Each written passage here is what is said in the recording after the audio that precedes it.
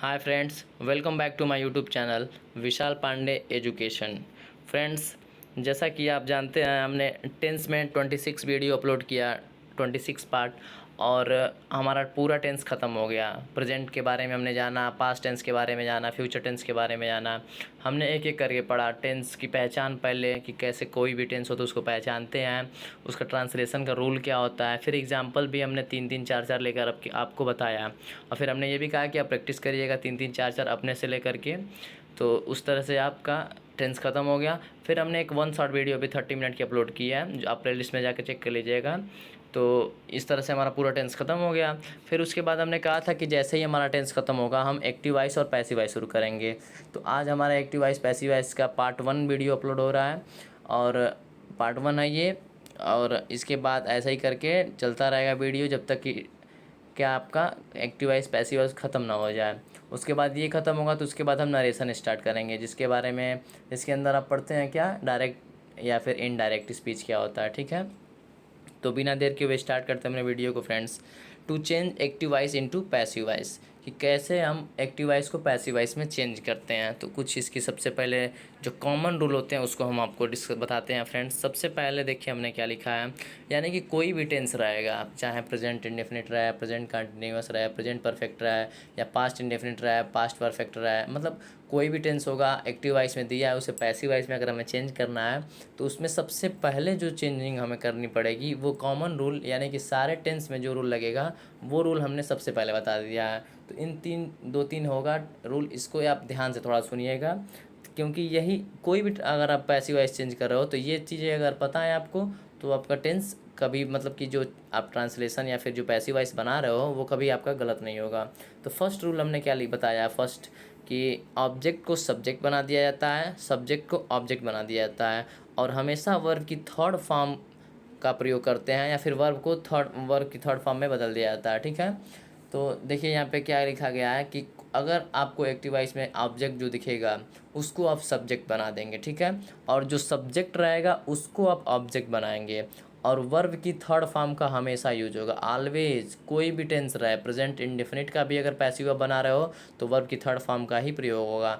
Past indefinite में हो तब भी वर्ब का थर्ड फॉर्म का ही प्रयोग होगा। ठीक है, पैसिव वॉइस में ये चीज़ ध्यान रखिएगा। तो जैसे कि एग्जांपल लेकर हमने एक बताया आपको, ही टीचेज मी डेली। ठीक है, तो इसका रूल होता है ट्रांसलेशन का, कौन सा टेंस है पहले तो पहचानेंगे, उसके बाद इसका पैसिव वॉइस चेंज करने का रूल होता है, वो आगे हम डिस्कस करेंगे। बट एक कॉमन एग्जांपल हमने ले लिया है कि ही टीचेज मी डेली। ठीक है, तो सबसे पहले हमने क्या कहा कि ऑब्जेक्ट टू सब्जेक्ट बनाया जाएगा। तो पैसिव वॉइस का भी तो रूल यही होगा, कोई भी सेंटेंस कैसे हम स्टार्ट करते हैं, सब्जेक्ट से। तो ऑब्जेक्ट से हम सब्जेक्ट लाएंगे, तो मी होता है सब्जेक्ट, तो ऑब्जेक्ट, तो इसका सब्जेक्टिव केस यानी कि सब्जेक्ट क्या हो जाएगा, आई हो जाएगा ना। तो यहाँ पे हमने आई का यूज़ किया। फिर रूल इसका होता है, एक्चुअली ये प्रेजेंट इंडेफिनिट आपका है, तो इसका रूल फिर होता है आपका कि इज़ एम आर, तो हमने यहाँ पे आई के साथ एम का यूज़ किया है। उसके बाद होता है वर्ब की थर्ड फॉर्म। तो देखिए हमने कहा था ऊपर वाले रूल में क्या कि वर्ब की थर्ड फॉर्म हमेशा यूज होगी, भले ये प्रेजेंट इंडेफिनिट है। ये आप देख सकते हैं ट्रांसलेशन आपको, इसीलिए हमने पहले पढ़ाया, मतलब कि टेंस के बारे में पहले पढ़ाया ताकि आप टेंस को पहचान सके कौन सा टेंस है। तो यहाँ पे देख सकते हैं आपकी सब्जेक्ट है, उसके बाद टीचेज, वर्ब की फर्स्ट फॉर्म में यस या ईएस लगा है, इसका मतलब ये प्रेजेंट इंडेफिनिट टेंस है।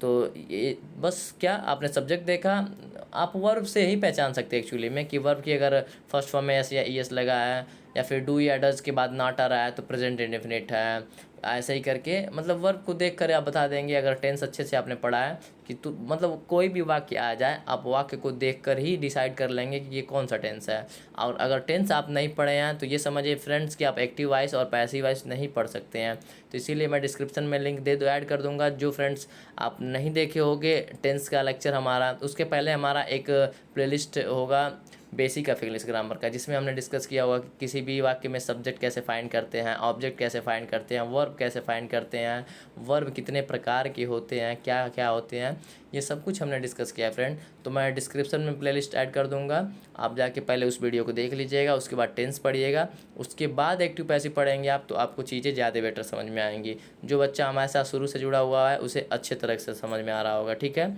तो यहाँ पे ये आपका क्या हो गया, प्रेजेंट इंडेफिनिट का हम यहाँ पे पैसिव वॉइस बना रहे हैं। तो हमें ऑब्जेक्ट को तो सब्जेक्ट बनाना है, तो हमने बना दिया। फिर क्या है कि इज एम आर का यूज़ होता है, तो आई के साथ एम का यूज़ हमने किया। उसके बाद वर्ब की थर्ड फॉर्म, तो यहाँ पे टॉट हो गया। उसके बाद अदर्स का यूज होता है, ठीक है। ऑब्जेक्ट आता है बट इसमें ऑब्जेक्ट नहीं है तो हमने अदर्स का यूज़ किया डेली। उसके बाद बाई आता है और क्या करते हैं ऑब्जेक्ट, सॉरी फ्रेंड्स, ऑब्जेक्ट आपका बाई के बाद आता है, ये रूल में आप पढ़ेंगे।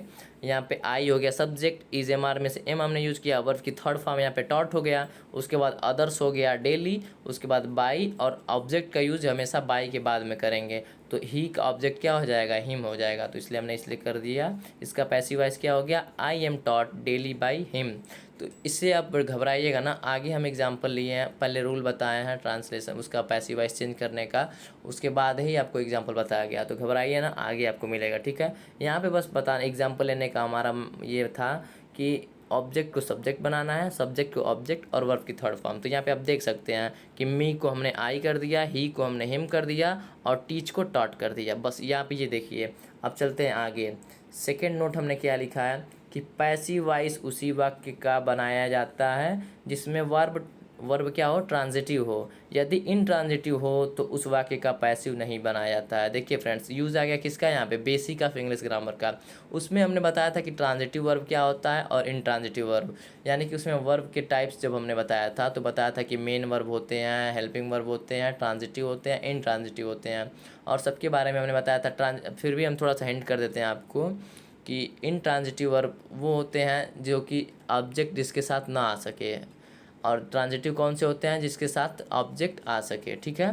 तो अब नीचे कुछ एग्जांपल्स हमने लिया है, देखिए जैसे हमने लिखा है कि he goes to school daily, तो इसका पैसिव वॉइस नहीं बनाया सकता, क्यों, क्योंकि वर्ब सबसे पहले हम देखेंगे तो वर्ब ही हमारा इनट्रांजिटिव है।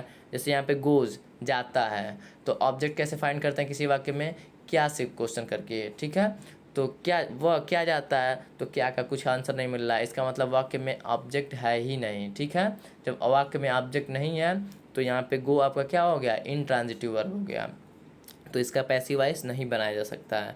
इसीलिए यहीं से आप देख के आपने डिसाइड कर लिया। तो रूल जानना बहुत ज़रूरी है। अगर रूल आपको ये पता ही नहीं है तो आप लगे इसका पैसिव वॉइस बनाने, कुछ भी गलत सही बनाकर चले आएंगे, एग्जाम में आएगा तो। इसलिए ये चीज़ आप रूल 2 ध्यान रखिएगा कि सब्जेक्ट को ऑब्जेक्ट, ऑब्जेक्ट को सब्जेक्ट और वर्ब की थर्ड फॉर्म का प्रयोग करते हैं। और सेकेंड क्या है रूल कि पैसिव वॉइस हमेशा उसी का बनाया जाता है अगर ट्रांजिटिव वर्ब होगा तब वर्ब, वाक्य में वर्ब कैसा होना चाहिए, ट्रांजिटिव होना चाहिए। तो ये चीज़ भी ध्यान रखिएगा। अब हमने यहाँ पे कुछ ट्रांजिटिव वर्ब और इनट्रांजिटिव वर्ब का लिया है, ये थोड़ा देख लीजिए।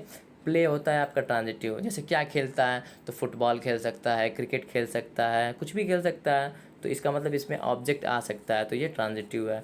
ईट क्या खाता है, कुछ भी खा सकता है, ठीक है, बर्गर खाता है, पिज़्ज़ा खाता है, कुछ भी आप बोल सकते हो। टीच क्या पढ़ाता है, तो इंग्लिश पढ़ाता है, हिंदी पढ़ाता है, कुछ भी बोल सकते हो। राइट क्या लिखता है, पत्र लिखता है, एप्लीकेशन लिखता है, कुछ भी हो सकता है। तो यानी कि ये सब क्या हो गया, ट्रांजिटिव हो गया। और सिट, गो और स्लिप, ये जो इनट्रांजिटिव में हमने लिखा है, इसके साथ आप नहीं ऐड कर सकते हो, ठीक है, इसके साथ आप ऑब्जेक्ट ला ही नहीं सकते हो, इसलिए ये इनट्रांजिटिव वर्ब कहे जाते हैं। अब चलते हैं फ्रेंड्स, हमने प्रेजेंट इंडेफिनिट लिया है, ठीक है। तो प्रेजेंट इंडेफिनिट की पहचान तो आप जानते हैं कि जिस वाक्य के अंत में ता है, ती है, ते है आता है वो प्रेजेंट इंडेफिनिट होता है। और उसका ट्रांसलेशन का रूल क्या बताया था हमने, रिवाइज वो भी करा देता हूँ कि सब्जेक्ट वर्ब की फर्स्ट फॉर्म में एस या एस लग जाता है, वर्ब की फर्स्ट फॉर्म यानी कि यूज़ होता है, ऑब्जेक्ट और अदर्स होता है। तो यहाँ पे देखिए फ्रेंड्स, अब इसका आपको अब पैसिव वॉइस बनाने का आपने नॉर्मल रूल जान गया क्या, कि सब्जेक्ट को ऑब्जेक्ट बनाना है हमको और ऑब्जेक्ट को सब्जेक्ट और वर्ब की थर्ड फॉर्म, ये तो होगा ही। और क्या देखना है एक चीज़ कि वर्ब जो दिया हुआ है वाक्य में वो ट्रांजिटिव है या नहीं है। तो यहाँ पर देखिए हमने सब्जेक्ट सबसे पहले लिखा, तो ये सब्जेक्ट कहाँ से आया होगा, आपका ऑब्जेक्ट से आया होगा। जो एग्जाम्पल में ऑब्जेक्ट होगा उसको हमने सब्जेक्ट बनाया है। उसके बाद हम इज एम आर का यूज़ करेंगे पैसिव वॉइस बनाते समय। उसके बाद वर्ब की थर्ड फॉर्म का यूज़ करेंगे। उसके बाद अदर्स का, उसके बाद बाई और लास्टली ऑब्जेक्ट का यूज़ करेंगे। तो ये तो हो गया रूल हमारा। अब हमने एग्जाम्पल लिया है, we play cricket in the morning, ठीक है। तो सबसे पहले क्या खेलता है, क्रिकेट, तो क्रिकेट यहाँ पे ऑब्जेक्ट है तो इसको हम सब्जेक्ट बना दिए हैं, देखिए क्रिकेट हो गया। फिर रूल क्या कहता है कि इज एम आर का यूज़ करिए, तो चूंकि क्रिकेट के साथ हमने इज़ का यूज़ किया तो हो गया क्रिकेट इज़। उसके बाद वर्ब की थर्ड फॉर्म, तो हमने प्ले को प्लेड कर दिया।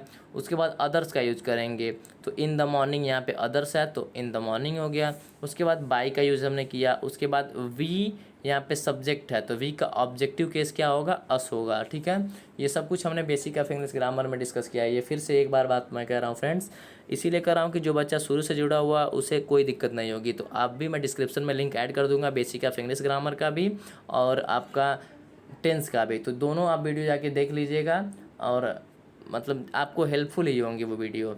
और अब मैं फ्रेंड्स ये आपको एक चीज़ और बता दूं कि मैं अमेजिंग फैक्ट्स का शॉर्ट्स भी अपलोड करता हूं, कि जो अमेजिंग फैक्ट्स होते हैं उनका शॉर्ट्स भी आप, उसका भी प्लेलिस्ट एक है शॉर्ट्स के नाम से, आप चाहें तो उसे भी चेक कर सकते हैं। अच्छे अच्छे अमेजिंग फैक्ट्स मैं डेली अपलोड करता हूँ, एक एक वीडियो, तो उसे भी आप जाके चेक कर लीजिएगा। तो ये तो हमने जैसे कि यहाँ पे ट्रांसलेशन इसका पैसिव वॉइस बना दिया कि cricket is played in the morning by us. अब इसी का हम देखिए फ्रेंड्स निगेटिव बना देते हैं। जैसे यहाँ पे क्या था, cricket is played in the morning by us, अब पैसिव वॉइस का ही हम निगेटिव बना देते हैं। जैसे हमने एक ही एग्जाम्पल लिया, आपको सब कुछ समझा देंगे ताकि बेटर तरीके से समझ में आ जाए कि कुछ भी आए तो आप उसका पैसिव वॉइस बना लो। अब इसी का पैसिव अगर बनाना है निगेटिव में, अगर यानी कि ये निगेटिव दे देता कि क्या देता है यहाँ पे कि we do not play cricket in the morning. जैसे निगेटिव करता तो क्या करता है, चूँकि वी है तो डू का यूज़ हम करते हैं। तो टेंस आप पढ़े होंगे तो आपको समझ में आ रहा होगा कि we do not play cricket in the morning दिया होता, यानी कि निगेटिव है। तब इसका पैसिव कैसे बनाते, cricket is not played in the morning by us हो जाता। क्या हो जाता है, cricket is not played morning, देखो यहाँ पे cricket is not played in the morning by us हो जाता। ठीक है, तो ये चीज़ समझ में आ गई कि अगर we do not play cricket in the morning रहता तो ऐसे कर देते हैं।